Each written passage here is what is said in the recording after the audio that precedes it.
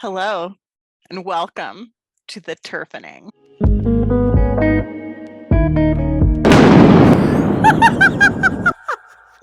The TERFening. The TERFening.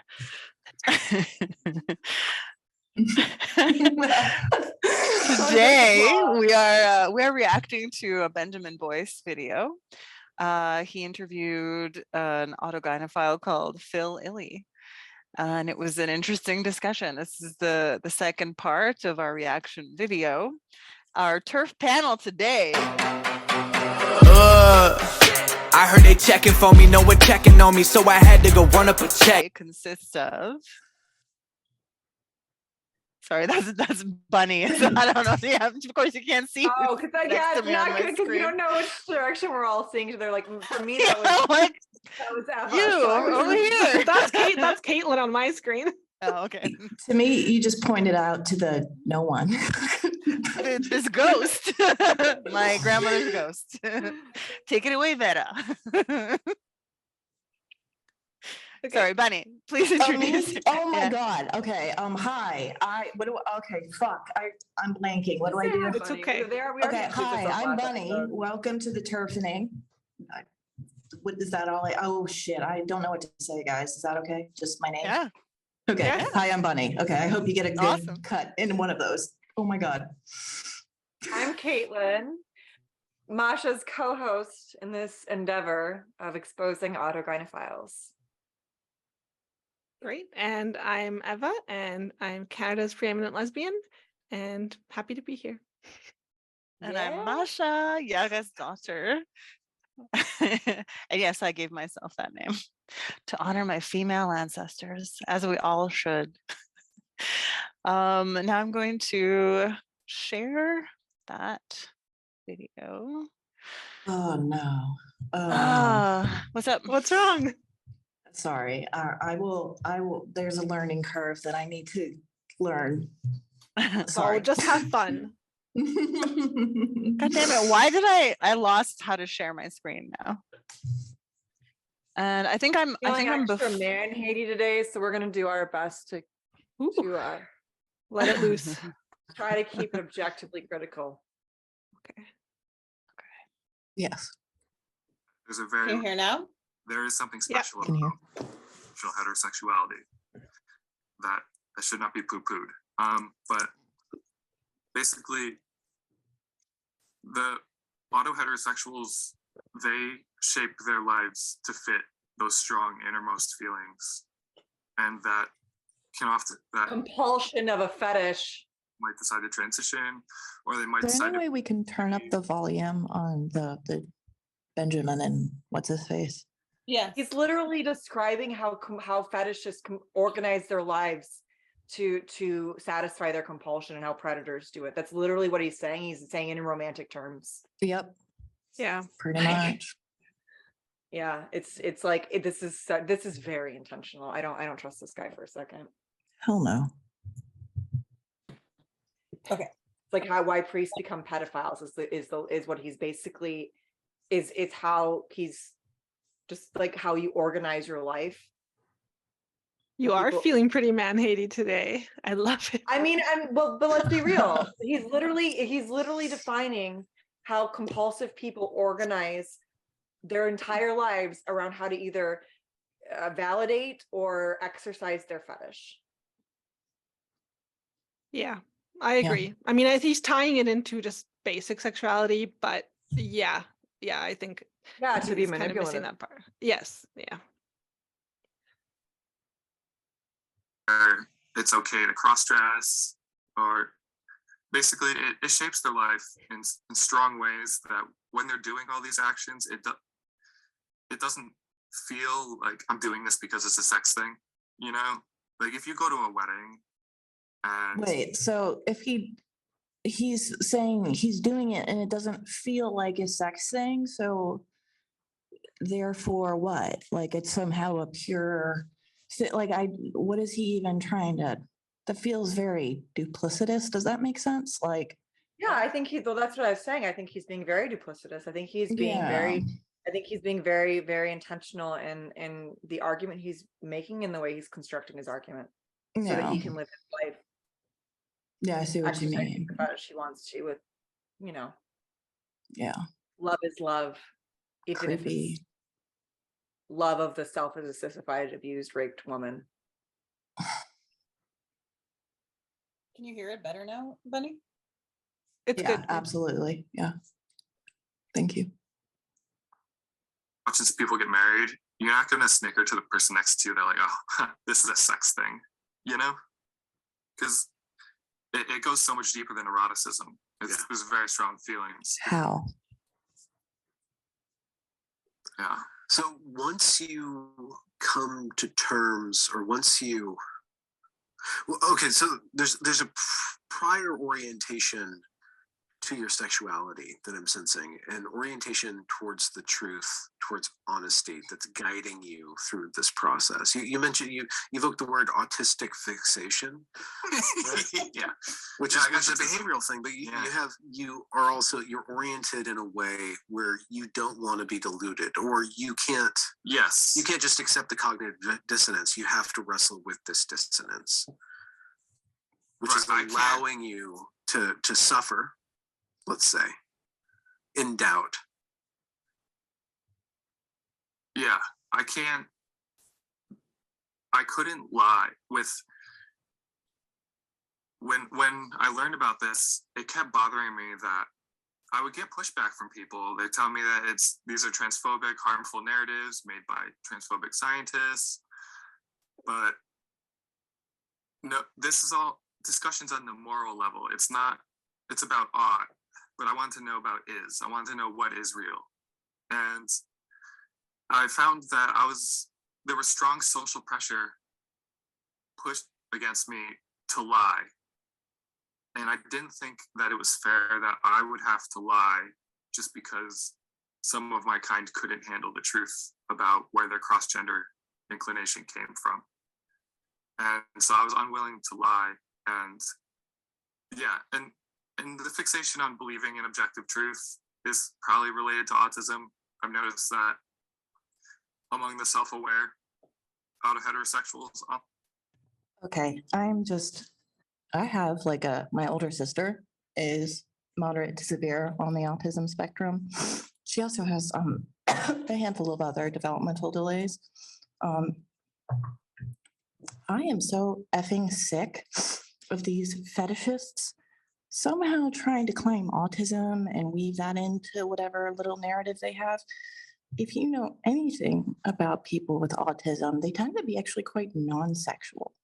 I'm not saying before, if anybody down the road takes my comment and wants to use it out of context, I'm not saying every single autistic adult is non-sexual. Obviously, that should be an obvious thing. But I am so over these creepy, gross men saying autism this, autism that. No, like autism has nothing to do with your paraphilia. Please stop trying to use that to score extra, victim points or to add some sort of, legitimacy to the some weird attempt. I don't know, but it's not, it's got to stop. It does seem to be more autistic people identify as trans, but it seems to be coming from their need to categorize things to mentally move through the world. Right. And And if they then they're don't fit taking into a certain advantage. box, they're like, well, I guess that means I'm this, because the world, they see things in a very binary way.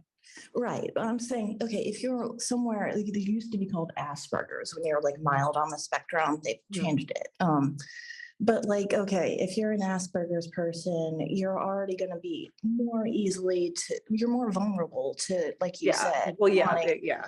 But so it's either you're more vulnerable or you're so far up on the spectrum that you have bigger fish to fry than how the world sees you in the spectrum of this hypothetical queerness. You know what I mean? It's harmful to autistic people. It's harmful to women. Yeah. It's harmful to children. It's literally harmful to everyone but the gross, creepy, usually white, upper middle class. Yeah, they're males almost that always are white. mess. Even if you look at Always. the photos in prison, it's like, yeah.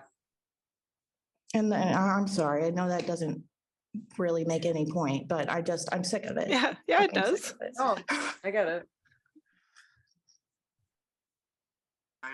a very disproportionate number of us are autistic, where we can sort of separate what is true from what is a good idea politically or socially.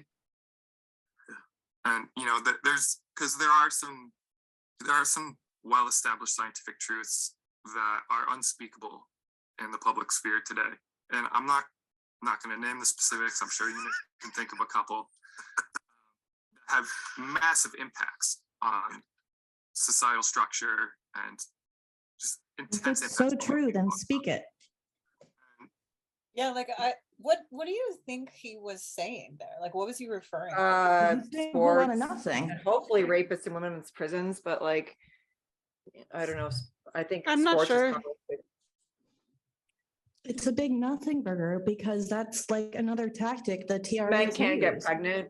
That's probably what he means. Like men can't get pregnant, Maybe. that kind of thing. I think Maybe, so. but- Yeah. But he Men didn't don't have to actually be say that addicted to That anything. you can't sports. say in public, right?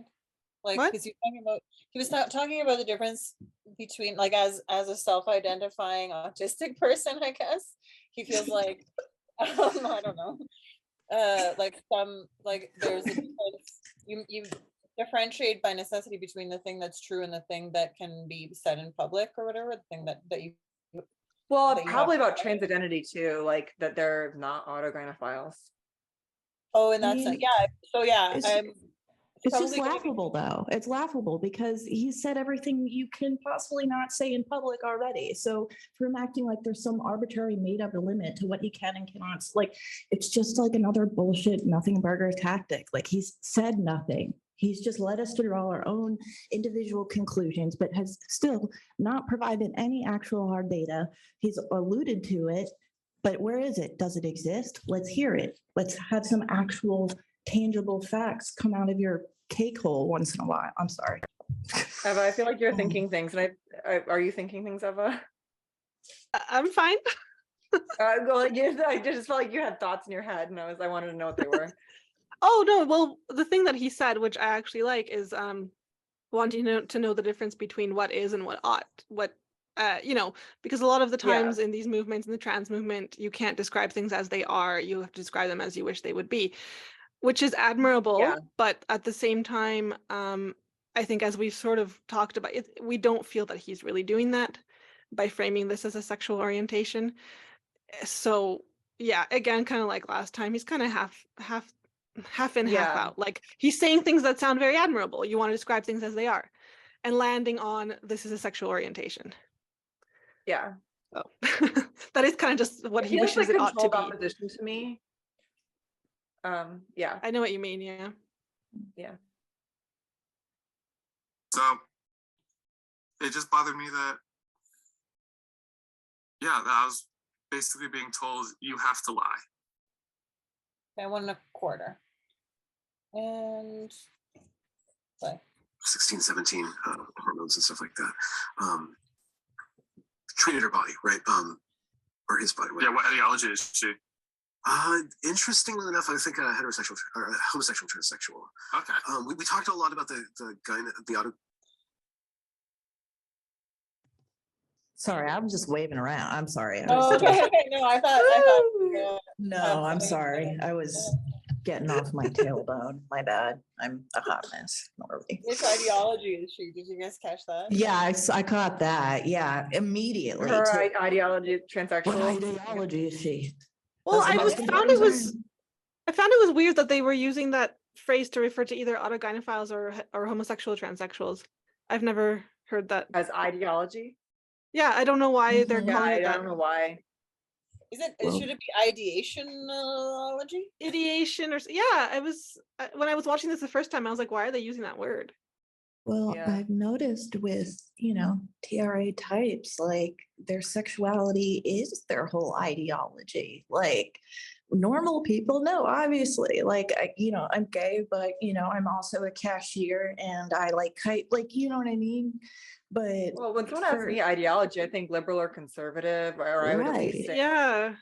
right. Like, I'm Or at wondering least if say I'm wondering if you that's a know. Blanchard term or something. I'll look it up. I keep don't, going. that's a good question. But from what I've noticed, like it's kind of assigned a personality type, if that makes sense. It's sad, really.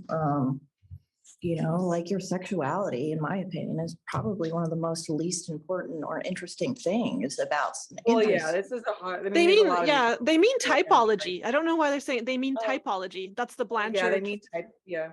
Yeah. Typology? That's what they mean because Blanchard has either the autogynephiles or the homosexual transsexuals. So it is funny that they're saying ideology, kind of a Freudian Yeah. slip. Yeah. Philia, and she had an interesting relationship to the erotic component of becoming a woman that didn't seem that straight. It was kind of like this something else.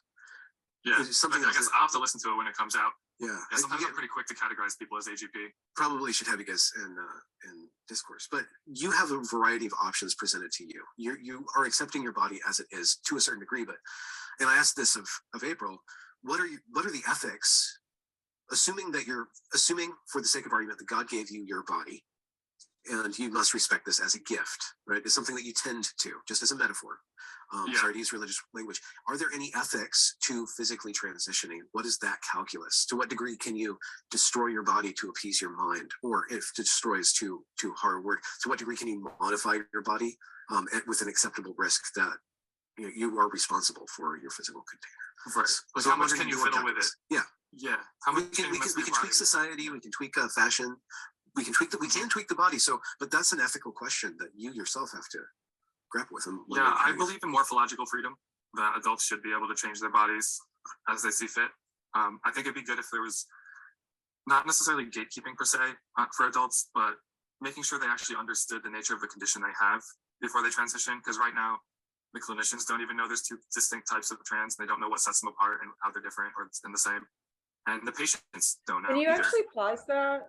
Mhm. Because I think there's validness in that saying accepting that autogynephilia is part of the trans umbrella right now, and clinicians need to know that, but it's really not the two typologies anymore. And and that's why Sweden and Finland changed course, is because of all the new cohort of teenage girls with a host of comorbidities. So it really is moved past. And I think a lot of it is social condition or social contagion. And then just like manipulation on social media and corporate manipulation, where like, even when it's boys, it's not always anymore. It's, it really is no longer this two original cohort that it was for so long because of the new media manipulation around it. Yeah, that's true. And like none of this was when Blanchard did this, none of this was to apply to women and girls, really. I think Right. you maybe could still use this for boys, but you're right. Like I think a lot of autistic boys might not fall into either of these. So yeah, that's really important to note. So both the would-be gatekeepers and the patients, they're just all ignorant of the nature of the condition they're trying to address. And so I do think adults should be able to do this stuff. And it bothers me that when it comes to the childhood transition stuff, that the biggest cheerleaders for it, as far as I can tell, are late transitioning auto-heterosexual transsexuals. And the most of the kids that are going through the early transition are homosexual transsexuals. And so, That's a good point. It's a very good point. Yeah. That's a Just very I good think point. we may have mentioned this last time, maybe not, but like Rachel Levine, right? Saying, "Oh, I'm so glad that I You're had right, children of my yeah. own." And Rich- then and well, Richard. even Katie Montgomery and Aaron and Alejandro Colabello, they're all autogynephiles. Yeah. Wow. But sterilize the actually children, really, the really young gay fun. children. Yeah. Do you think that's because they expect, like, is there something to be said there for that pedophilic I think it's interest? because they're pedophiles. Yeah, pedophilic I interest agree. and perpetual, like pre-adolescence and like the only the receptive sexuality, like not ever an active one, but just like a set of holes like that are insensate to fuck, like. Absolutely. I mean, look how they classify a female vagina, which is its own full sexual organ capable of creating and bearing life. And, these men have reduced it to basically a wound, a surgical wound. And I don't know what my issue with this guy is. He's just so full of contradictions. Like, even he uses what this made up for the freedom of morphology, which that doesn't even really make sense. Like what mean free body autonomy. morphology. He means bodily autonomy. Well, but I That's a get good that, point. but Like, why is he but making up right words after, for shit that already exists? Yeah. yeah, and morphology is it doesn't like freedom to change your physical form. Okay, but then he immediately follows that up with, but there needs to be gatekeeping. But the doctors treating these conditions don't even know what they're doing. But I do, but I don't. Like there's no clarity. There's no I mean, it's consistency. because it's coming from a lens of him being selfish. He Yeah. wants what he wants. He wants to justify what he wants. And so it's what is the term that people use? Like confirmation bias. Like Mhm. he's reaching a foregone conclusion and he's adjusting his arguments to get to the end point, which is what he wants. Absolutely. Yeah. Like, And I would almost not say it's appropriate like, to say it's not a cohesive opinion to say that people should be able to do this, but the doctors don't even know what it is that they're helping or medicalizing. Like yeah, that you should, if a doctor doesn't know what they're medicalizing, then they shouldn't be doing it. Period. exactly. Right. And No I think it's kidding. kind of selfishness on behalf of not just him, but just the entire community. Like we want this freedom of morphology and you doctors better learn how to give it to us. Just because we Right. want this Yeah. because it's like our orientation, go. fetish, whatever. Yeah. You're right. That's a really Yeah. good point. Yeah. Hit the nail on the head with that. Right. Yes, exactly. That's so succinctly put. Like, you better give it to us, even though none of us know what it is, and that can change from moment to moment. But I'm just basically a pedophile with arm warmers on. Like, that's all. But at the same time, there's him. like an implicit mommy fetish in wanting to be anticipated in all your needs at all times. Don't overlook the munchy moms too. There's a munchy mom thing. True. Munchausen by proxy. There's something going on with the moms that are pushing this stuff, and then the female organizations that are pushing this stuff too.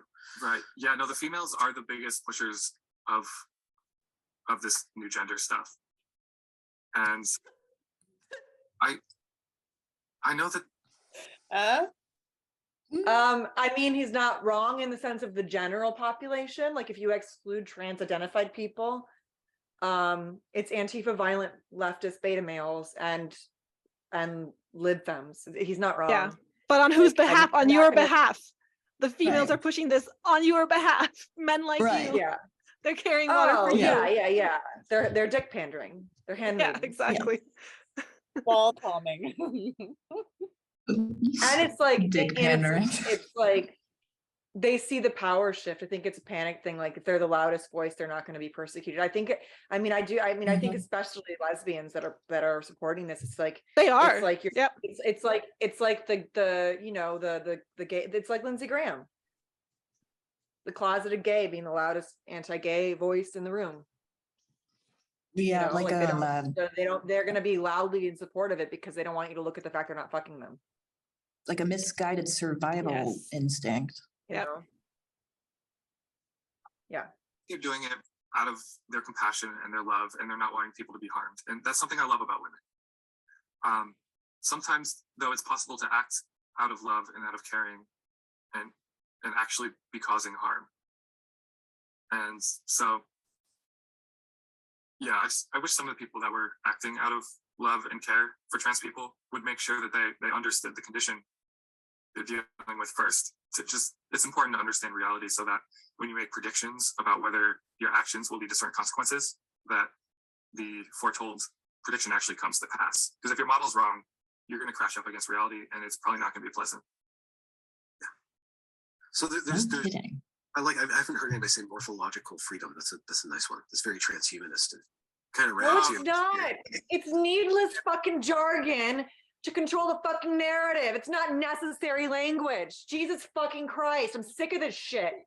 No one can even tell who's committing a crime anymore because every fucking newspaper doesn't know how to identify these people. Yep. Sorry, I'm fucking No, at it. go preach. Don't be sorry. Don't ever College on apologize. Twitter being like, I didn't know who was what. Like, they didn't know who the shooter was. This in Nashville. They don't understand. Oh, I think they're doing it intentionally to muddy statistics. Oh, it at is. some It's points. fucking. It's Mhm. it's a control. Yeah. It's language is colonization. They keep blaming women for everything too. You guys see literally, the like, meme about that? Sorry to I'm interrupt. sure that he's coming to it from a very didn't hear. intellectual place. He thinks it's interesting and in terms of Benjamin, but I'm annoyed that he is creating this fucking stupid language. I don't want Sorry. to derail this, but like there's a meme just like later this afternoon that came out of the shooter there, oh my god, with the manifesto. Audrey Hale. Thank you, Audrey Yeah. Hale. So it's a picture of the body basically through the cops like body cam I saw that, yeah. blurred out, and then the new pronouns are was, were. Well, they do that about they say that. I don't like that. I don't like that.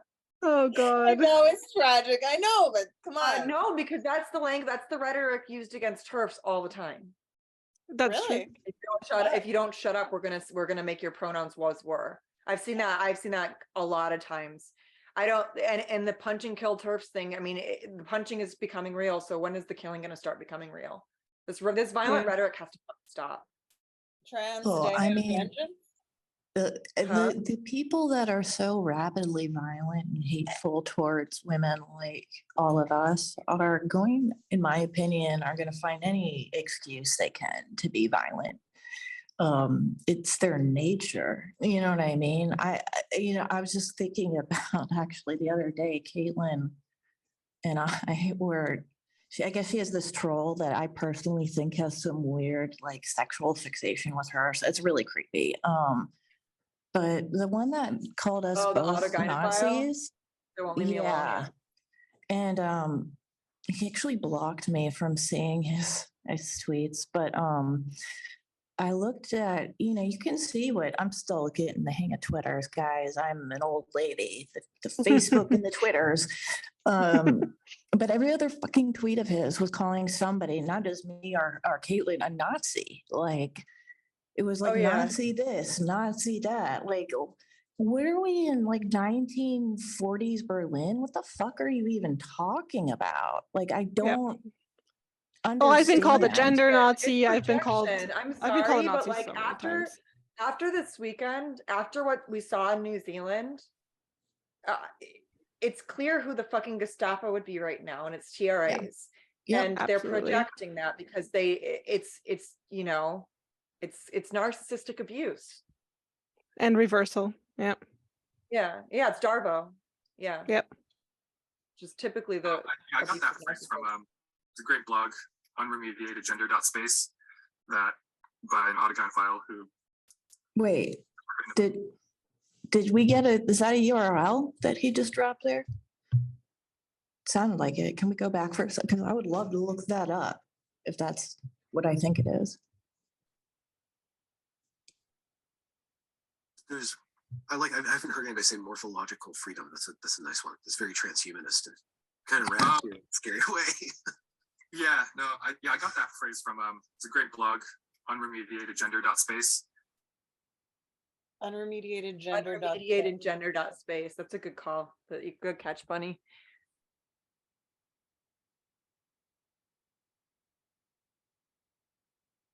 We can't hear you. Yeah, I just realized that way too late. But yeah, I just took it down so we can give it a little Google, do some reading. They made gender. AI write their latest blog post. That's weird. I hate that. I hate the fact that AI is being used to write content and create art. The crazy thing is, if I used AI to write like a TERF blog post, it wouldn't let me. It would argue with me that I'm being mean and hateful and violating terms of service. Oh, of course, of course. I've tried. I've tried to talk to it. What did you which software did you try? Chat GPT. Bunny, you're cutting your eyes off again. I'm sorry. I am such a No, it's okay. Just like I don't think you want just your nose and nostrils in video. Yeah, no, I appreciate you giving me a heads up. Please let me know. Yeah, I'm sorry. I'm just such a no, it's okay. I wouldn't be happy if I saw a vlog of me and it's all my nose. No, and nostrils. I greatly appreciate you. Thank you. Thank you, Katelyn. Yeah. Thank you. I'm sure you're annoyed every 10 minutes you have to do that, but no, I'm not. It's fine. The I'm guy so switch is more problematic for like an affirmative hand gesture. This is too like phallic, yeah. And this now means you're not apparently. Yeah, it does. So I'm fucked. I think it's this. I don't think it's this. I think it's specifically this, isn't it? This? Yeah, I think I it's think this. I think it's like this. I think it has to be like that Like- to be a Nazi. Really. Yeah, I've I always don't seen it, but know. they're I'm all not a like that. Nazi. Do not ever Oh. post those stills of us all doing that. Okay. You're right. Half my I'm sure life is women have gone to deleting. camps for less, you know. Yeah.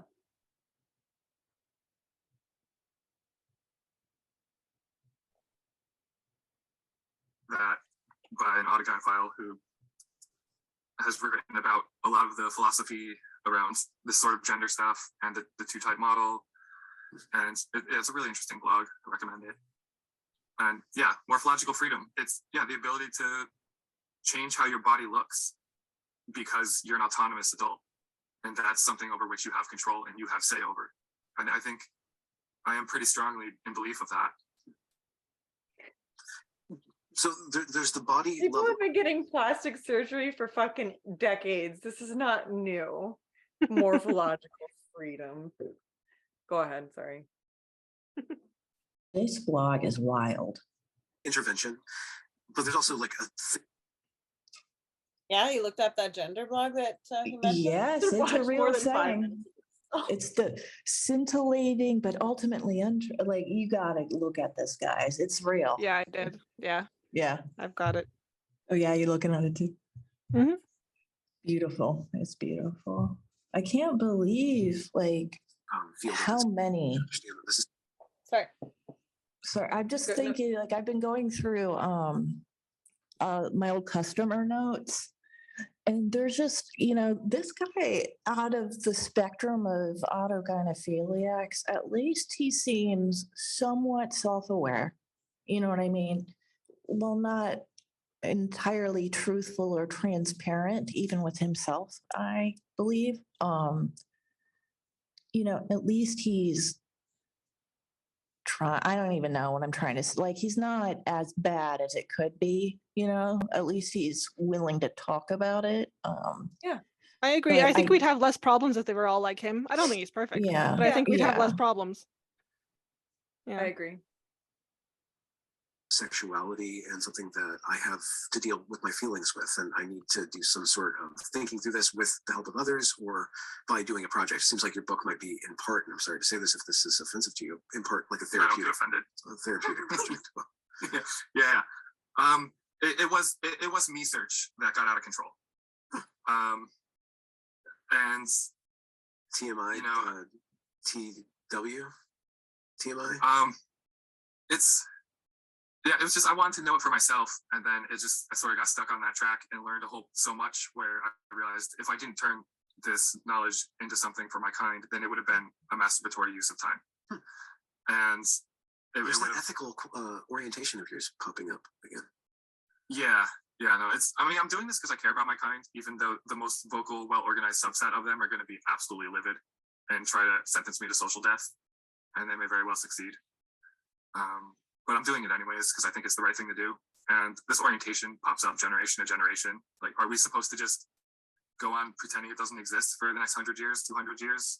At a certain point, we have to acknowledge reality and deal with reality as it is. And I think that will ultimately lead to the best outcomes for trans people of both ideologies, because the cover-up doesn't even harm just auto-heterosexuals. they It keep also harms homosexuals. They don't keep know. saying ideology. I have It's no really idea. annoying. Maybe it's a term he uses in his book. I don't know why. Yeah, probably. Yeah, you're right. He Yeah. probably does. He's been referencing like that there's two schools of thought seemingly within his community of, Right. It's the same sex attracted and the is that what he's autogynephile. referring to? Just Yep. gay, straight? Okay. Yep. And why, and he's calling that the Because the ideology? two typologies, he's calling it ideologies. The two typologies are autogynephilia that experienced by the vast majority, like heterosexual men, and the bisexual ones, according to Blanchard, that experience it are typically bisexual only insofar as it validates their fetish. Like that's why they want men to have sex with them. And Yeah. then the other one is the transsexual, same-sex attracted, that typically exhibits the dysphoria from a much younger age. And then Yeah, what is those are the two Blanchard? typologies. And then That's what is why I've always Blanchard? maintained sympathy for the same-sex attracted ones. I still Because have I that believe- sympathy. Yeah, What I does also keep Blanchard that sympathy. mean by fetishistic transvestism? Fetishistic basic- transvestism is autogynephilia, basically. Yeah. Okay. Same. It's like, it's that it's a sexual different fetish, word it's a for- sexual turn on for them. They need it, and the fetish is, because they need it to reach gratification. That's what that is. Okay, Yeah. so but he's using that phrase in place of like autogynephilia, basically. Yes. He has like 5 He different created types of autogynephilia. Okay. They all get collapsed into the one, but there's the transvestic, there's like a more like a bodily one, there's like a few different types. So, but it's just easiest to think of it as like autogynephilia. And then there's a few subsets. Like maybe you get turned on by dressing in the opposite sex clothes, or you get turned on by like taking hormones, growing your own breasts, or imagining the bodily functions of a woman. That's a different kind. I think there's 5. I'm not too clear on all of them. Okay, so it sounds like to me this Blanchard guy just basically is some sort of pervert that wanted to, it's like this practice I see in the trans community and even with I my don't- former customers where they feel like creating extra labels and categories somehow. He was a lends to the sexologist. credibility. He was a sexologist. doctor. I think he just is taking these men's word too much, is what I think the Yeah, problem I is. mean, I'm Like, looking. I have some. But of he's his not, I work don't think pulled he's a up. pervert. Well, I'm reading some of his stuff, and it just seems his motivations seem less than. I mean, just because someone's a doctor or a psychiatrist like Freud, like he's considered nonsense now, but for a while, psychiatry he's, was based on some Richard cokehead Blanchard pervert's is- work. Richard Blanchard is almost universally hated by the trans community. Right. I don't Yeah. think he really, Right. no, like, He- and he's done his work at great expense to himself. Yeah, He described, clearly. yeah, he was the first one to describe, well, not, I guess maybe not the Yeah. first one, but he really did describe Coined it. autogynephilia. And these men were trying to fool him. Like, no, I'm a man, Yeah. woman trapped in a man's body. But he was Yeah. like, well, no, you have a fetish. So Yeah. I think, Yeah. I mean, I understand. I feel like in a way, like I guess studying it is good, but like when people call themselves, even like some troll that was freaking out on Katelyn the other day, like auto pedophiles, and like it's like, to me it's like a rose is a rose is a rose. Like, okay, if you are willing to dress Yeah. up as a little girl, I think and his get off to data, it, the way he collects his data is flawed. yeah, Because he still, even though he does call out that this is a fetish, I think he takes these men's word a little bit too much. a lot of sexologists do, I find. yeah, you're putting that far better than I did. But yes, and I think you're like, there's one sexologist, God, what's her name? She wrote the book, Mating in Captivity. God, what's her name? She's really well known. I know for a fact y'all are way more well read than I am, so I'm pretty Mating sure in you know who Captivity? she is. Her name, I don't that's what recognize she the title. wrote. Hold on, let me Google it. It's a female. She's pretty intelligent, like pretty well written. Oh, Esther Mating? Perel. Esther Perel. Mating? Yeah, I don't know Yes. who this is. Esther Perel is another sexologist, and like many sexologists, kind of in that vein. But she has some interesting things to say. But I think she's very much somebody who's been kind of brainwashed into upholding the patriarchy in her own special way without kind of realizing it, like excusing certain behavior because that's how men are. Read Mating in Captivity. It's interesting. It's a good book. But I guess yeah, just a rose is a rose is a rose, man. Does that make sense? It actually, the way that it's being treated in school too, it can corrupt and play out as a form of eugenics on an entire generation if the truth isn't. Yeah, that's something that's interesting to me about this, is that if you go along with what mainstream trans activists want, it is not eugenic in orientation, but it is in consequence. And it's really curious to me that a subset of auto-heterosexuals are really hell-bent on having youth gender transition. And if they succeed in that, then in the long term, the condition will disappear. And along with every other condition, if they go the full distance, but well, if everybody's sterilized, right? Well, not everyone will be sterilized, but the autosexual orientations will reduce in frequency in the population if you sterilize disproportionately the people that have them. And I think that it's a good thing that we're looking at the question of whether it's possible to transition some kids in this way. I do think there are some kids that would on net benefit from it. And it's just a really hard question of how many mistakes are we willing to tolerate? And is it even possible to accurately pick who will benefit a high enough proportion of the time such that the whole enterprise can be considered ethical on the whole? It's impossible because we need our natural, like any child that doesn't go through natural puberty, their life will be medically impacted. Their health is going to be impacted for their entire life. How could Like, anyone nobody benefit? You cannot. These are lethal drugs that were never like intended to be used how they're used now. I mean, they were intended to make money, but still. Which will make them like a very developed for casual this. way that both of them seem to have framed AGP at least as like genetic, right? Because if AGP kids are sterilized, there won't be more AGPs, was kind of what Phil just said. That means that they both just like, yep, it must be genetic. Right, right. Rather Like than nature social versus contagion nurture. right? Right. That's such a good catch. That's a huge oversight. I mean, I do wonder though. I actually think that I believe in inherited trauma, and I think that this stuff is rooted in trauma. So I do think that there is a chance that it can be at least like addiction in the same way, how people that are children of addicts, their trigger is more easily to hit. So like they might become more depraved more quickly via porn use or porn watching because their trigger, like their behavioral overindulgence to reach their trigger is not going to be, it's going to be much quicker to hit, and they're going to develop that compulsion much faster.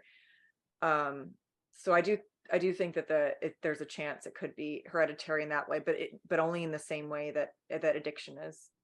Yeah, I agree. exactly. I agree. Yeah. What were you saying, Eva? Any maladaptive Oh, behavior. well, just that, there's a genetic component to just about everything, is my opinion, but that completely glosses, it does miss the fact that, okay, a lot of these guys masturbate themselves into this, after they are children.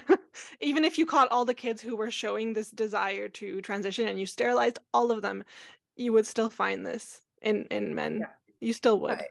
Right, like the genetic predisposition is there, but it's triggered by this porn exposure and misuse. And I that's such a good catch. They're both up. It's, genetics. Let's move on. Let's not even stop to think about reality. That also means that there would be that claim of born this way, right? Which is the path to, acceptability for, the LGB. Right, which is such a problem when they blur categories and start calling, your sexual identity and ideology, and this is that, and that is this, and men can be women because women is now a feeling instead of a physical state of being, and so on and so forth. Welcome to the darkest timeline. Orientation, but in act and consequence. Right, yeah. Because it's a very ethical in orientation. And there's something really interesting to me about when conservatives fight really hard against the youth gender transition. I wonder if they haven't really thought through that. Like, hey, actually, if they really don't, I know there's a subset of conservatives that just don't like trans people and wish they didn't exist, right? And I'm not saying that's necessarily the norm, but it's more common among conservatives. And if conservatives want trans people to not exist, wouldn't it make sense to let them sterilize themselves of their own volition. You know, This is so politically incorrect. I actually do think this is why the GOP supported this at first. I do. I think it's because gays, lesbians, and people with mental health issues and autistics were sterilizing themselves.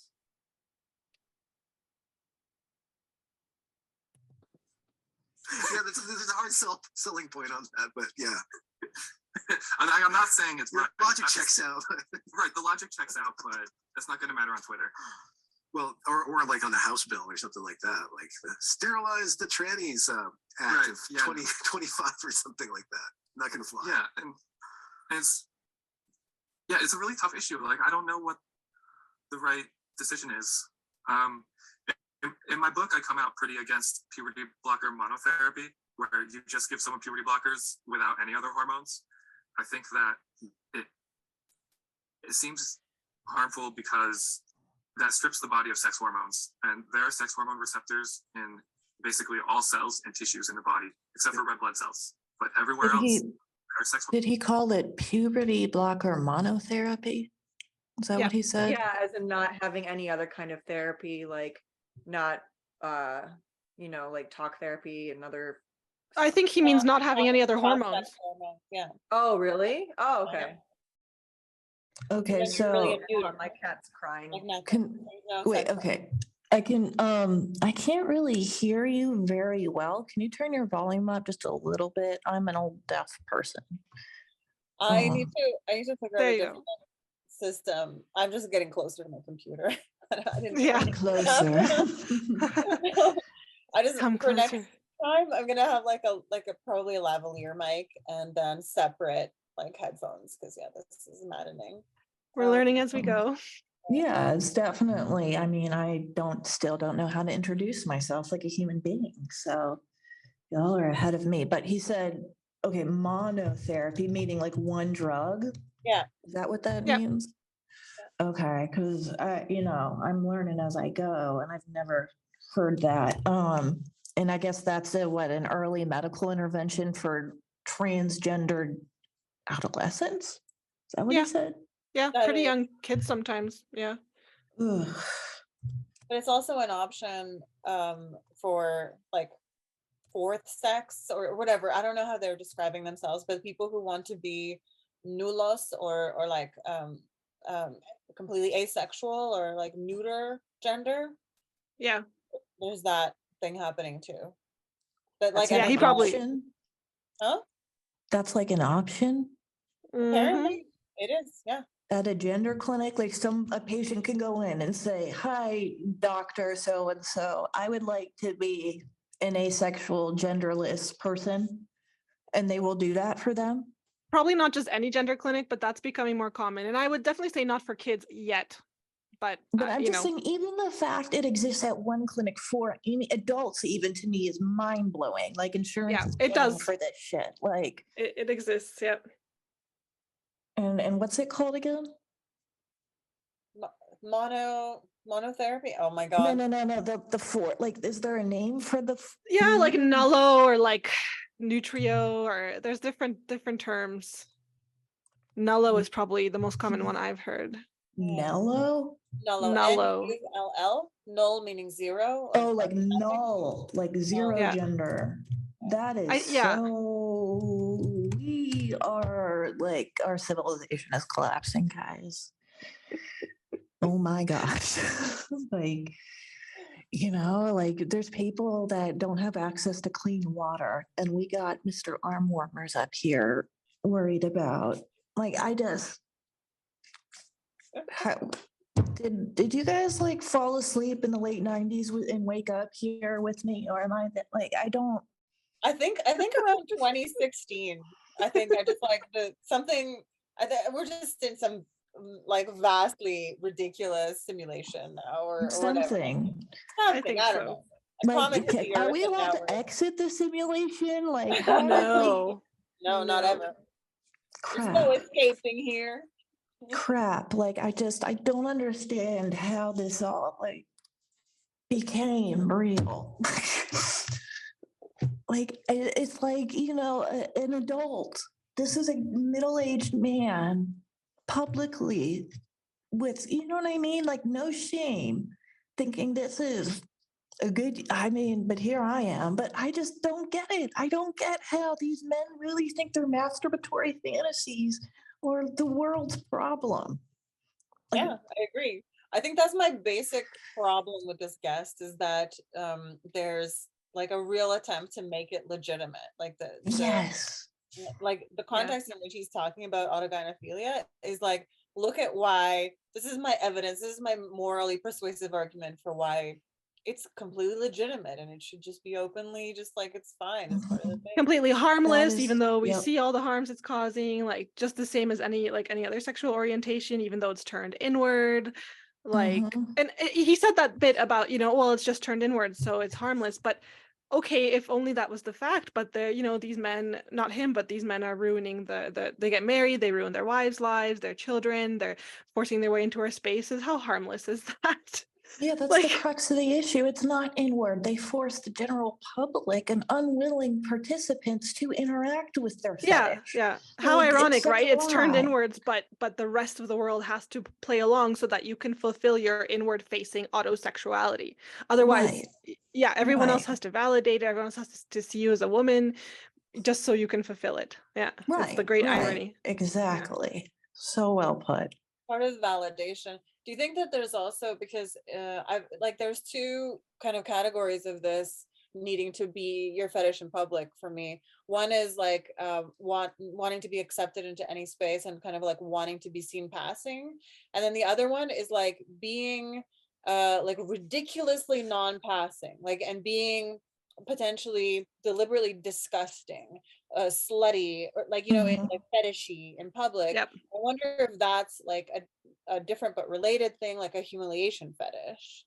Oh, Definitely, there's a absolutely. huge aspect of humiliation in this. I think the ones that we think of that maybe don't bother us, or the classic transsexuals that wanted to fit in, I think the humiliation aspect was there, but way more mildly. And I think today that's the part that's gone so far off the rails, and that the part that they want to show themselves in public being like disgusting and like not passing, because then they're more humiliated.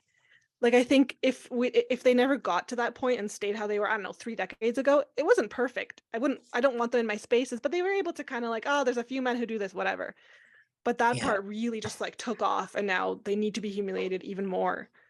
Yeah. I think I can shed some light on the humiliation aspect. I have a lot of firsthand experience with that sort of thing. But before that, are you okay, Katelyn? What's going on here? I'm You fine. all Yeah, right? my neck is just killing. Yeah, my neck You just look, really yeah, hurts. you look like you have a headache or something's going on. We can stop Yeah. whenever you want. No, it's okay. We should probably do more than 5 minutes of this episode. Yeah. Okay. No, just I'm fine. Just my head's just bad today. Okay. It'll be Did fine. you like Just, blow chunks or something? I'm sorry. I'm just checking on you there. Like you no, look. I'm good. I'm okay. All right. Yeah, we can, like, if you need to take a break or anything, please just say something, because Yeah, I will. I'm good. no need to make suffer. But yeah, so about the humiliation aspect, absolutely. I think part of it is based on how the typical autogynephiliac and they operate on a very like misogynistic plane. Okay. So how they view women and females and girls and all of that, there's a lot of humiliation wrapped into that. Like they see being a female as itself as something that's humiliating. Mhm. You know, and if the further you explore that with them, the darker and more clear that theme gets. And again, this is just my opinion in my firsthand experience with these people, all self-reported on their hand. I just got to make that real clear for the general public. And I have literally had countless men pay me to humiliate them in one way or another. And it's usually them being treated as the female, the passive person, to the point where, and I don't want to get too crass on this episode, so I'll try to use euphemisms, whatnot, but I've had men pay me lots and lots of money to humiliate them publicly in ways that they cannot take back. And it's always something where there's some sort of feminine humiliation ritual woven in. They want to be wearing maybe their female significant others worn underwear while this is happening to them. They want to be forced to, be in a state of undress while wearing a wig and made up to look very like a slutty tart. It's always like you said, you're saying they always want to do the bimbo version of the female, the most misogynistic cosplay of a female they can come up with. A lot of them are very into pedophilic themes. A lot of them are very much into anime, like all of that weird humiliation, putting women on a lower, like low on the totem pole. That's all mixed in there with that. So this man, like when I'm looking at him, I'm just snickering to myself because he might sound, generally well-spoken and mild-mannered, but the second like he's on calling like a phone sex worker like my ass, right? It's, daddy, this, that, like the most foul things you've ever can imagine. So it's just even the Freudian slips he's had in this fun little interview. It's just ghastly what these guys get up to behind closed doors. Does that make sense? Sure does. Yeah, Ghastly. no, I think your perspective is really important on this to just remind us and people that is where a lot of this is coming from. Yeah, it's not. It's a sexual paraphilia. It's not an gender identity. Two very different things. Receptors, and if you remove this chemical that basically coordinates the actions of all of your tissues, it clearly has a coordinating role that makes things work properly. And if you get rid of this important chemical signal, it seems like it would lead to systemic disarray on the cellular level. And when you look at the side effects of giving people GnRH agonists, it seems that gonadotropin releasing hormone agonist.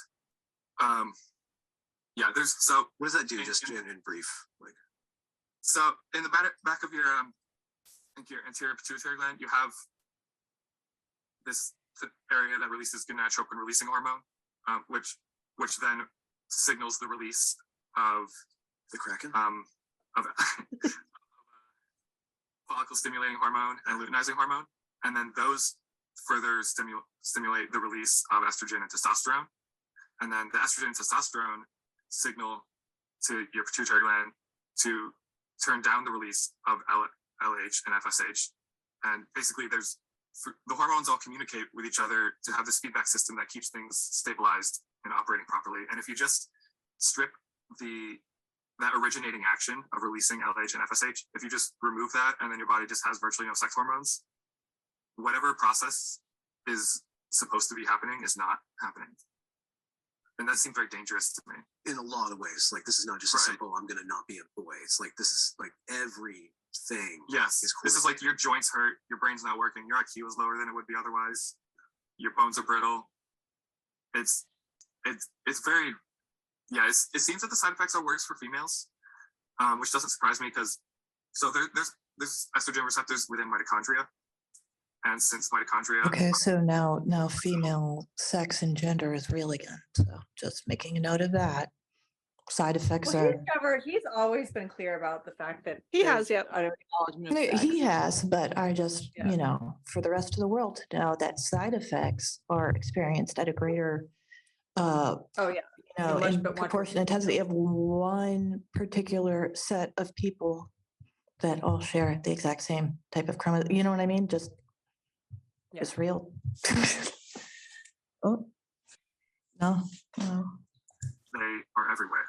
And if you remove this chemical signal that's communicating with the mitochondria, then you can get mitochondrial dysfunction. And that is one of the hallmarks of the aging process. And I think it damages the body's chemical integrity on a very base cellular level. So, yeah. And it's not even fully researched. We don't have terrible amount. Or well, it's been researched on adults for, it's been women are prescribed Lupron for like for uterine issues like fibroid tumors and endometriosis and things like that. They'll be given Lupron for 3 to 6 months to supposedly that helps sometimes. But there's one study I looked at that communicated with over 3,000 women that had taken this for this purpose, and 77% of them reported joint pain. Like that's the norm, and that a lot of them had expressed irritability as mental issues, depression,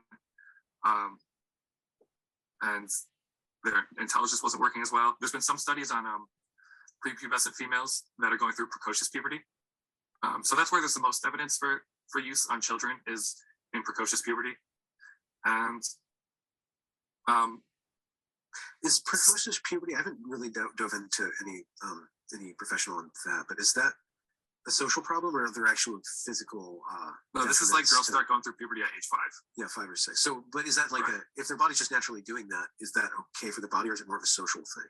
I don't think it's ready for it Yeah. because once you're done with puberty, your growth plates on your bones fuse, Yeah. and I think they probably end up too small for childbirth, for instance, and just there are probably other issues too.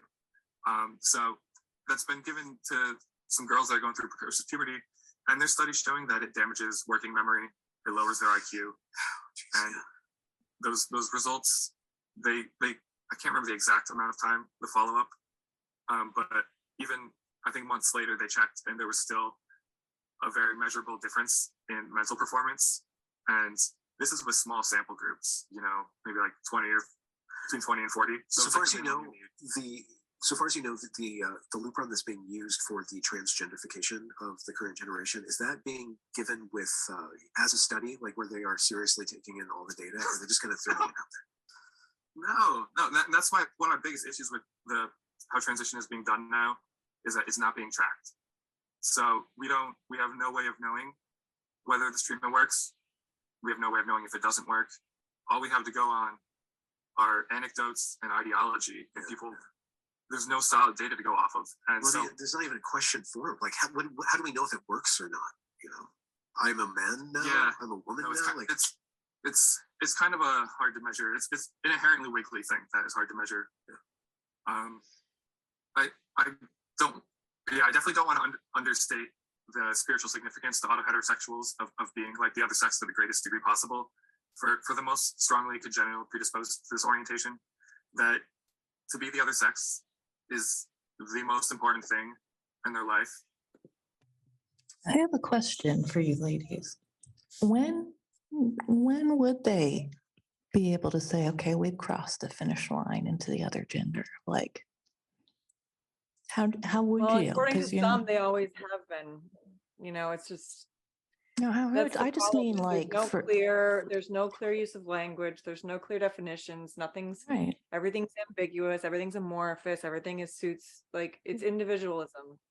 Right, think- because but if it's like a spectrum, right? But the point is to transition from one sex to another, right? So when could a doctor's office say, okay, you've now officially, like never really, right? They Because can't, you no. can't change your chromosomes or anything. No. Like, I mean, when we get new technology, it's going to always increase where they might go. I mean, one of the very first transsexuals, like a guy who tried to, like back in like, when was it? I think at the turn of the last century, they tried to implant an ovary in the guy. Like this was one of the first people who was tried to transition. This was over 100 years ago. We don't even do that today. They were just really stupid and they tried to like implant an ovary and a few months later he died. right. I just mean like didn't go well. the more like mentally healthy ones, they could say, okay, I've had my hormones and I'm happy with this. Or maybe, okay, I've had surgery, I'm happy with this. But it does become a thing that you're constantly chasing, especially if they hear about medical developments. I mean, now they're going to want uteruses. It used to be like, okay, I have bottom surgery, I'm done. But now they're starting to hear talk about implanting uteruses and all this, and that's the next big thing. And you see a lot of them talking about that. And if we ever have gene therapy that could make you, have your XX chromosomes, they're going to want that. So it doesn't stop. That's to me, the gene therapy thing, the implications of that are terrifying because let's say these people do some CRISPR madness, right? And somehow they don't sterilize themselves and they're able to pass those now altered genes to the next generation and so on and so forth. We don't know the long-term implications of that gene therapy. And now it's released into the the whole human gene pool. Like we don't know what the fuck we're doing. We don't know. Oh my gosh, terrifying. Yeah, it's truly terrifying to even let my mind go down that. Oof. And all else pales. Well, again, to collapse everything into sexuality does us a disservice because there are comorbidities, like with the autism spectrum, maybe some sort of BPD thing going on, maybe other like sexual trauma and stuff like that, which is kind of different, but kind of can feed into it. Yeah, there is an overlap where people that have these, there's been studies where trans people are found consistently to have higher rates of mental disorders. Yeah. And so there's different. Could you opine totally politically incorrectly that nature is noticing that this is a mental state that needs to be out of the population, so we're going to orient this heterosexual to not breed again by using this hack? I didn't understand that question. Well, if like if nature somehow sees that this is, I'm formulating a bad idea in a bad way, but like if nature knows that autism is not advantageous for the community as a whole, and so somehow hacks the autism triggers a sexuality that decreases the likelihood of reproduction. Autism is beneficial for the community as a whole. In a technological society, we need autists. Without them, this technological society will not be able to maintain itself without people with autism. Okay, we need them. Let's expand on that. Yeah, that's a strong statement. I think I intuitively understand what you mean by that, but I think it's an important statement to put out there. Right, like these computers we're using right now.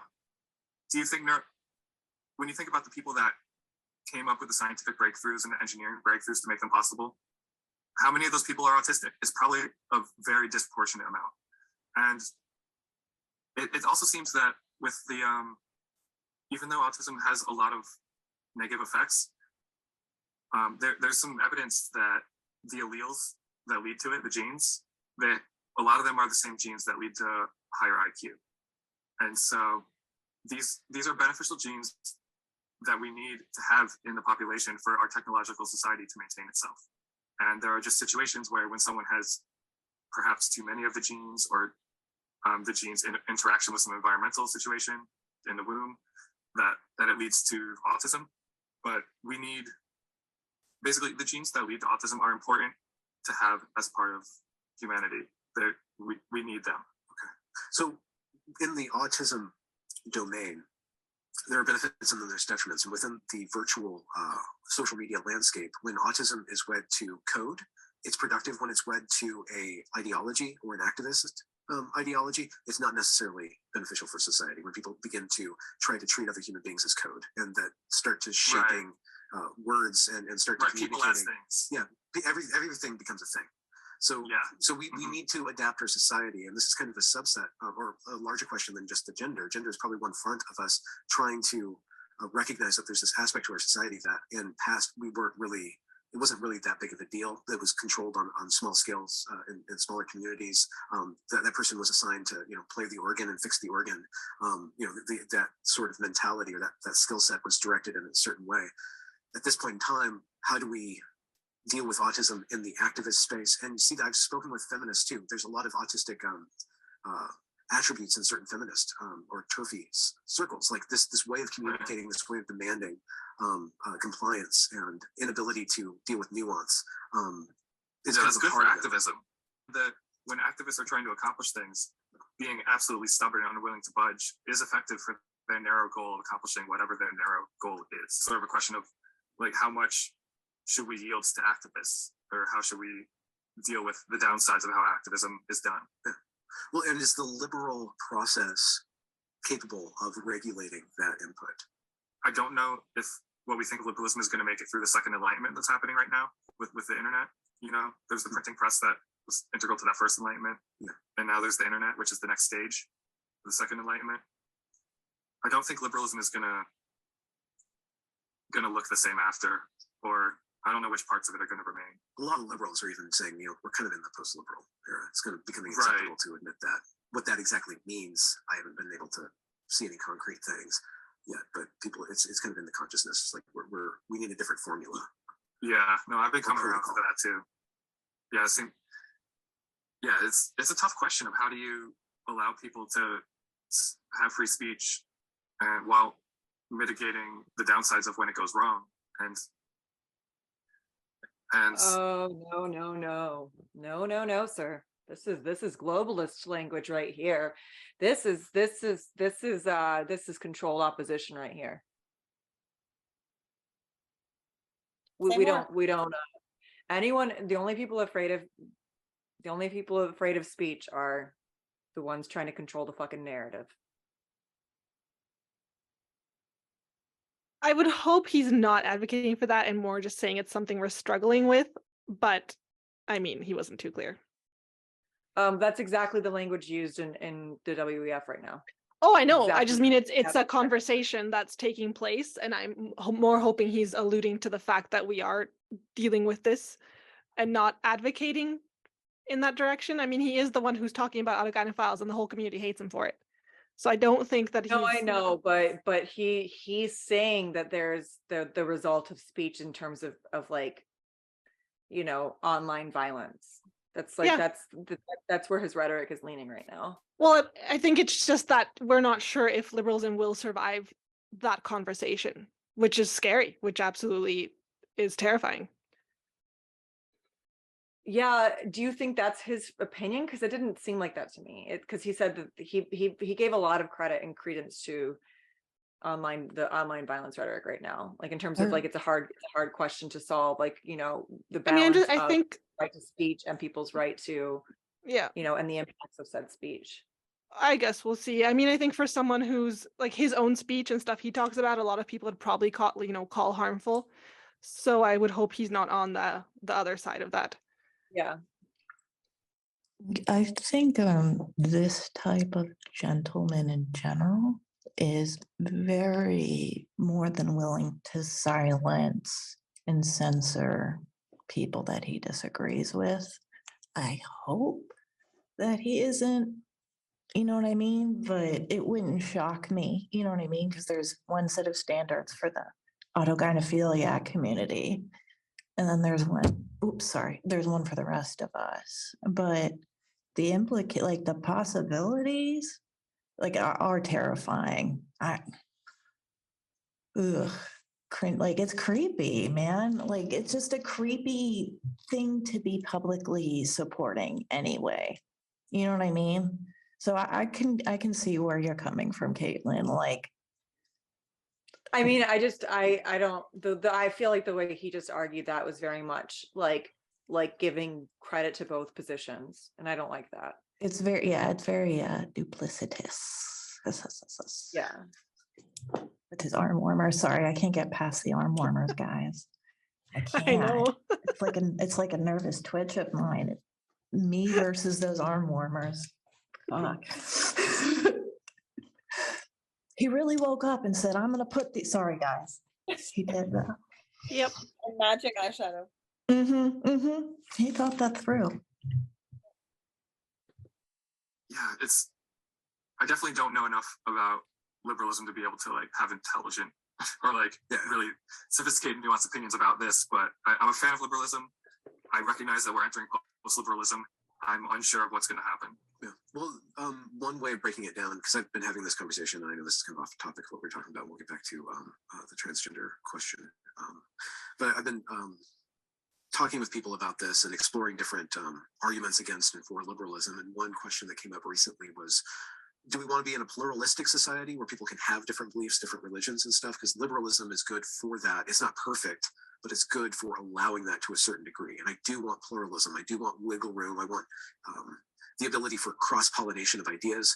I don't want a central authority that oversteps its bounds, but I do know, I have an intuitive sense that society can't function without some sort of authority. So the question being, do we allow authority from some sort of procedure, some sort of centralized planning, some sort of communist thing, or do we allow authority from kind of a person like an Elon Musk? that is the guardian or the protector of the bounds of a pluralistic society. And he just tweeted today, I bring him up because he just tweeted today that he wants all viewpoints on Twitter. And the first comment was that we don't want any fascists. But I won't be here if there's any fascists on this platform, whatever fascism means, right? But there's this principle of weeding out diversity for the sake of inclusion, right? And you need a strong man or a very strong procedure. Yeah, that's a really complex problem that I'm unsure of how to handle it. I do agree that it can't be completely decentralized. There needs to be some sort of central organizing structure, but I don't think a monarchy is the right way to go, in terms of like Elon Musk. Because I think the people that rise to the top of society are disproportionately psychopaths. Of course, yeah. Which sounds bad, but it just means entirely self-interested. Yeah, because there's benevolent psychopaths. Thinking of people as things is really efficient. It's a very efficient way to maximize your efficiency and power. Right, and that's sort of the. So wait, but he said that about autistic people, about thinking of people as things potentially, or whatever kind of autism it is that Phil Illy has self-diagnosed himself with.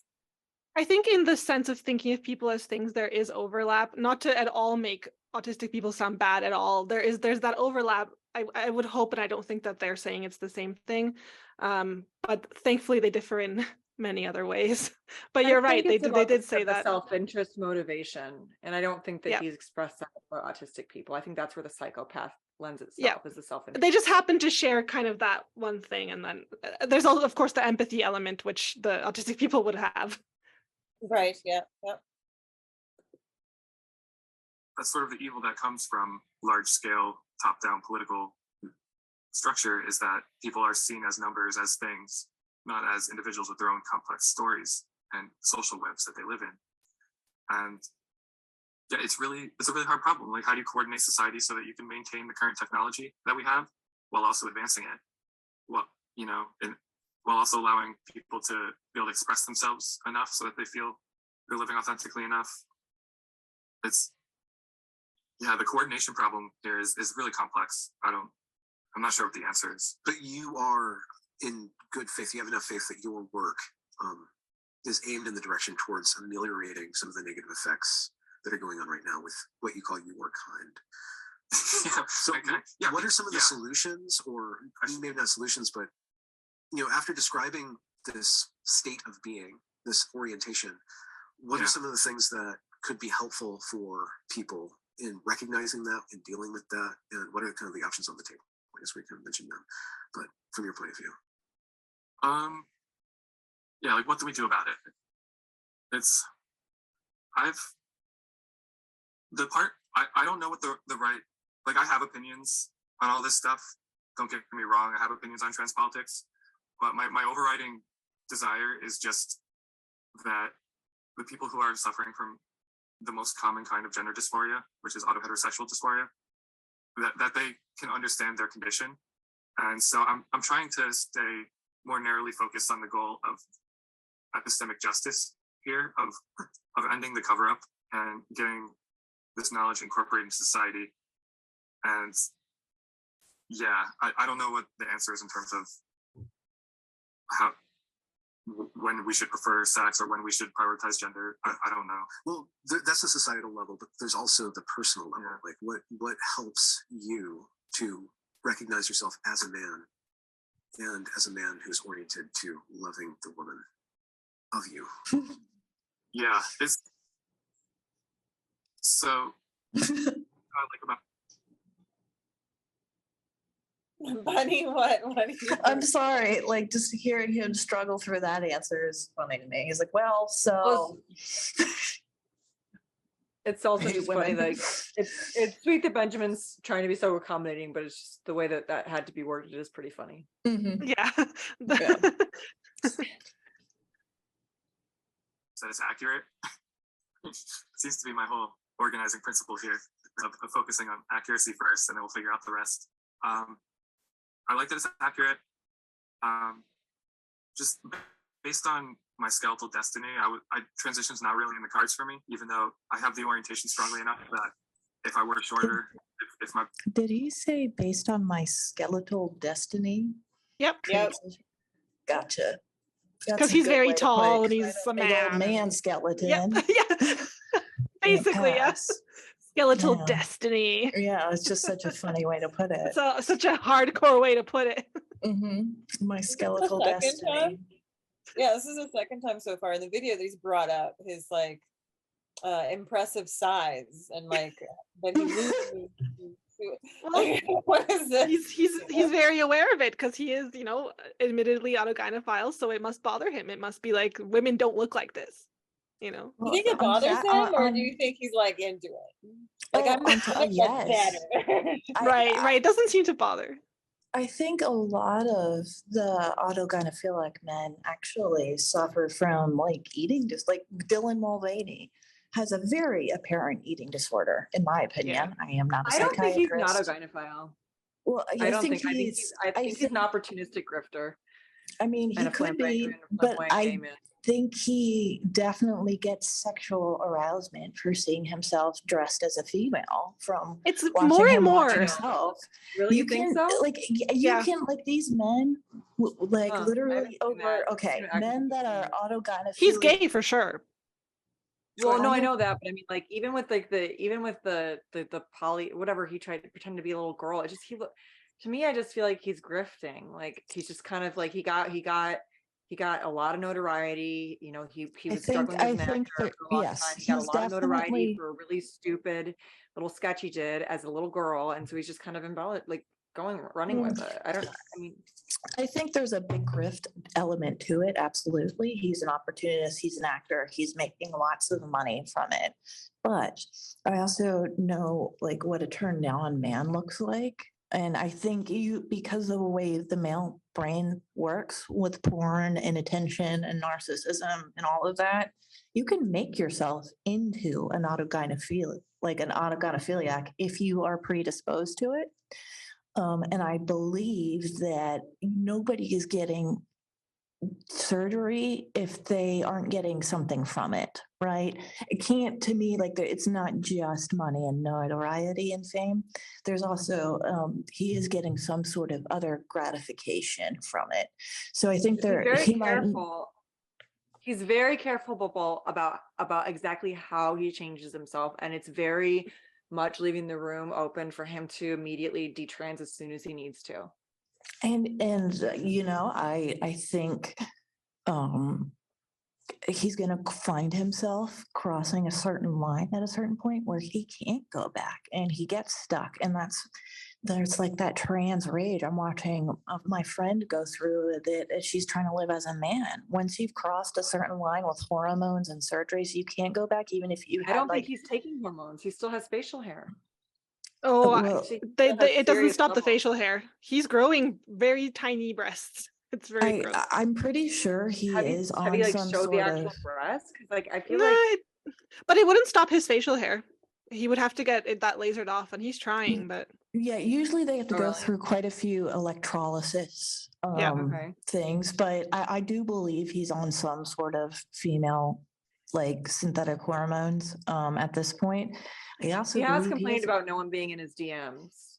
yeah, and I also believe he has a pretty apparent eating disorder, and I've seen that Yes. a lot Definitely of men that are trying to literally starve their skeletal destinies into that of a female. But because you have a male skeleton, like, you know, it's like me trying to starve myself down into a dainty 5'1" little I bet waif, he had it before you though, know? just Probably. because he was a twink on Broadway. Yeah. Probably. Yeah. You know, Yeah. That wouldn't surprise dancers me at are all. notorious for having eating disorders. Yep. Yeah, and then Yeah, but- you said like he was like a dancer, right? Like what did he do? The Book Yeah, of dancer and Mormon? singer. Yeah, musical theater Yeah. actor. Yeah. theater kid. Mm-hmm. Yep. He's interesting because like I find that a lot of like the homosexual transsexuals, they're I don't think that they're playing as much of a character. They're usually just kind of themselves. They're quite effeminate, mostly. Mhm. With Dylan, it definitely is a character, and I do Yeah. agree that there could be a bit of an autogynephilic component to it, even if it's just to be in the eyes of other men to be that woman. Right. It Like, as a isn't gay more man. Dylan, it's character, and yeah, that's for the audience. But there's something else to it, I think, as well. Yeah, and for the homosexual autogynephiliacs, it's them being viewed as a woman by the men they're attracted to. Like, but they might not see themselves as a woman, but to them it's sexually arousing, being desired by straight men that normally wouldn't want Dylan Mulvaney, the gay, Broadway actor. But they might want Dylan Mulvaney, the Kmart version of Audrey Hepburn. You know what I mean? Yeah, Audrey Hepburn. Jesus, he's really trying. Yeah, I mean what a stretch. Yeah. Yeah. Well, I do think that a lot of gay men sort of like have that straight man fetish or straight man kink, Mhm. right? Yep. That's Yeah, true. absolutely. Like men have it with trying to change lesbians. Like Yeah, it's exactly. weird and rapey. Different. I would probably be already on estrogen, like for sure. But it's just my individual situation is that I'm currently quite doubtful that if I were to do the standard transition path, I think it would, I don't know that it would on net benefit me. I'm still not convinced. And so that's why I haven't taken the plunge yet. There's downstream effects of, I guess, not normalizing, but bringing attention to your orientation where your dating pool might expand, because you're probably going to end up with a liberal woman, but every liberal woman has been taught that a trans woman is a woman. So like trying to figure out, like letting women not put you in a box and accept you as you are on a social level might have downstream effects for everyone if it could. Yeah. There's a social benefit I want to mention that I'm glad you brought that up, the matchmaking aspect. There's, as far as I can tell, there seems to be roughly twice as many autogynephilic males as there are autoandrophilic females. And so I'm thinking that if the orientation is more understood, the autoandrophiles and autogynephiles will be able to find each other and date, and they'll take care of some proportion of autoheterosexuals' dating needs. And another way that they'll have their needs met is, say like the T for T when people transition and then date others of their sex that do transition as well. Yeah, transbians, and I don't know if the term is for FTMs who date other FTMs. They're just dykes, but I guess we have to go through it. They're not They're gaydens. The homosexual ideology now. Oh, okay. So Wait, actually, that's a thing? Gaydens? Yeah. Yeah, Oh my like they're God, what? gay trans men. Gaydens. But yeah, I thought that was interesting that he's saying, hey, they should just date each other. I think the pairing of the FTM and the MTF is weird, but I think it's nice that he's at least saying, well, they could just go T for T and be two dudes together in a weirdly gay way. Mm-hmm. Go for it. Leave us alone. Yeah. Well, the thing is, they don't want to date. Well, that's kind of what happened to Leah Thomas. It seems like he used to be straight, and then he got porned into like wanting to fuck trans women, identified men or whatever. Yep, that's what happened to him. Yeah, he's with like a T for T. You know what? Good. That's the best case scenario. Yeah, I mean, true. Stay together. Yeah. Validate your fetish to abuse women. Maybe I haven't described probably the female side of this. It's kind of complex, and the research isn't really there. I just saw Michael Bailey replied to you on SexNet with a quote from Lawrence, and they're thinking in terms of male sexuality in order to categorize the autoandrophile, or the woman who wants to see herself basically as a gay man, which seems to be kind of a phase. And I just spoke with Nina Paley, it's in the queue again, where she just wanted to be a gay man. She didn't want to have babies. She just wanted to be with men. So would she want to be around an effeminate man? Probably not. She probably wants. It's highly individual. Yeah. What any autoandrophilic female will want to date. Some of them will want to be with a feminine man.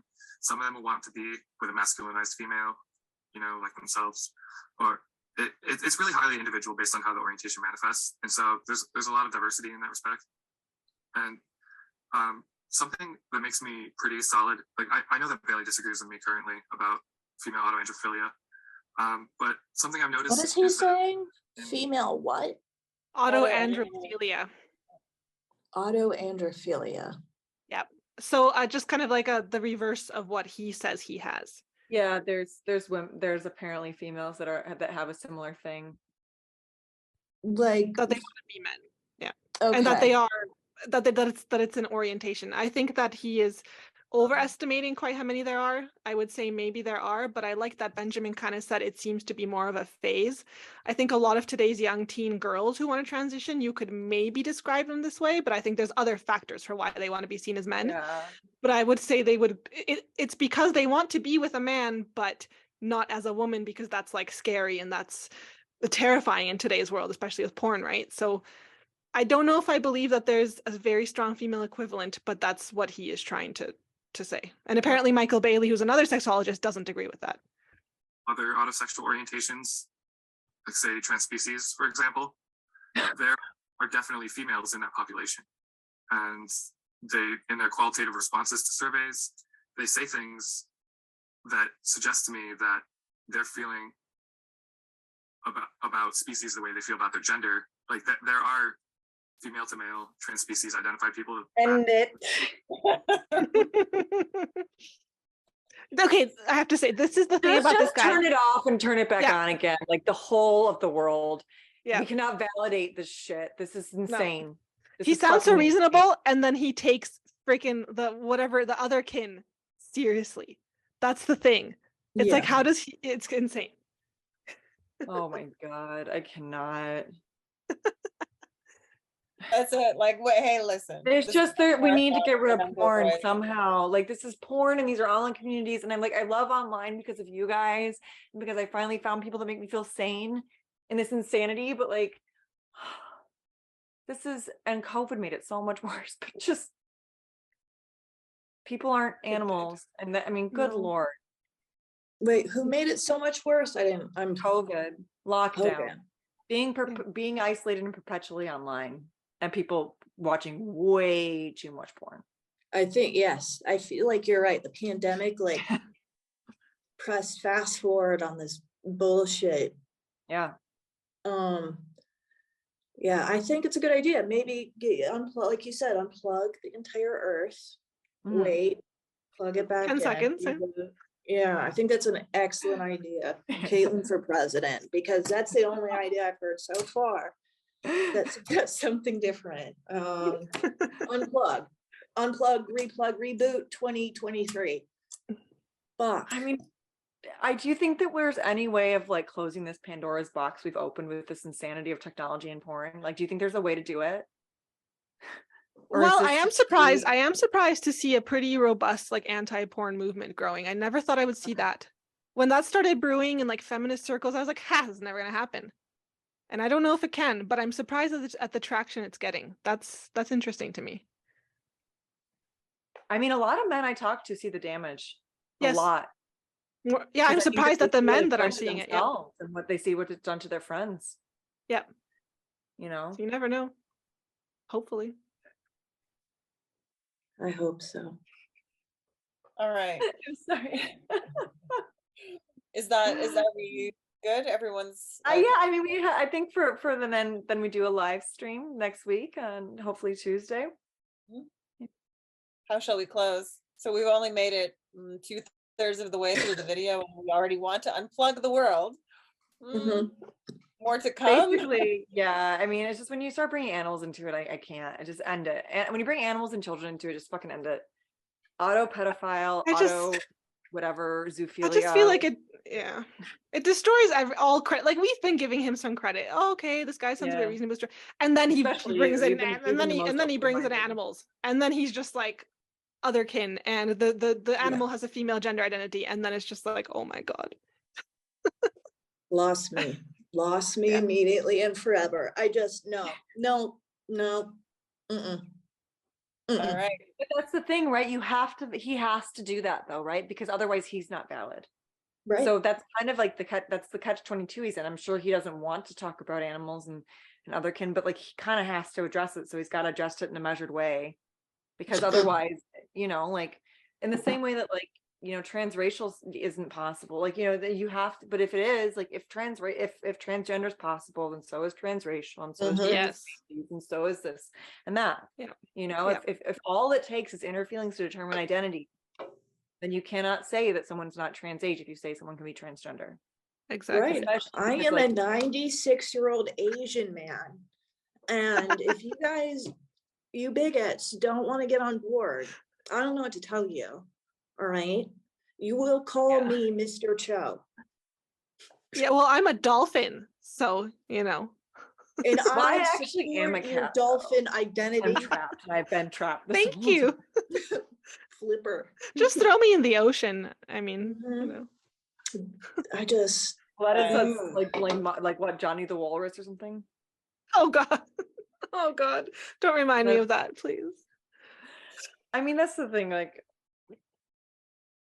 conservatives. Shall I have stop just- recording? And we can Yeah. I mean, just sure. sign Yeah, off it's with been that? great. Yeah. See you Bye.